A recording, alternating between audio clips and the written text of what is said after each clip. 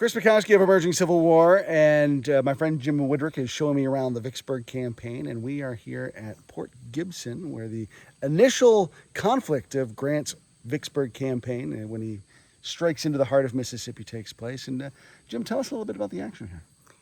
Well, as Grant's army pushed inland along the Rodney Road, he had John McClernand's 13th Corps in the lead, and as the van of McClernand's force moved up the road that's behind us, they ran into some Confederate pickets that were posted here at the Schaefer House property. The main line of the Confederate force, which was rather small, but it is what it is, they were on the next ridge over what's called the Magnolia Church site. There was a church there at the time.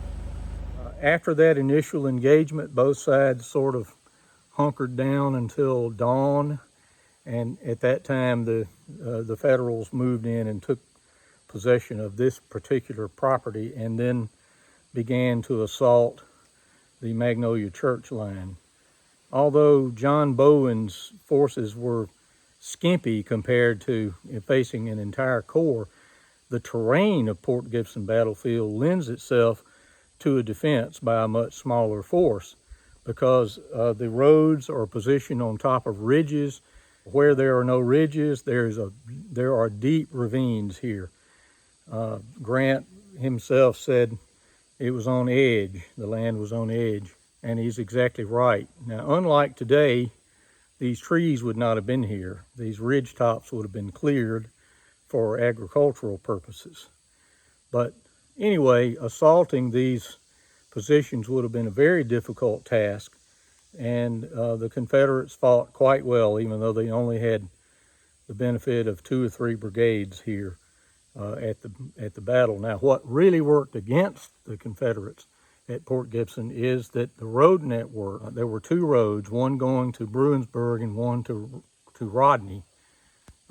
Rodney is an extinct town, no longer exists, but there was a plantation road just a short piece from where we are that connected the two. But when Grant's forces moved up, they took control of that connecting road and left the Confederates with no way to bring reinforcements or with communications very easily. So Bowen did his best to reinforce where he needed to, but he couldn't cover both flanks effectively. But after an all-day and very vicious battle, after Bowen's men were pushed off of this next ridge, they went to another position, and Francis Cockrell's very hard-fighting Missourians launched a counterattack, a flank attack that was very successful for a while, but the reality is the numbers were just too great and the terrain too difficult.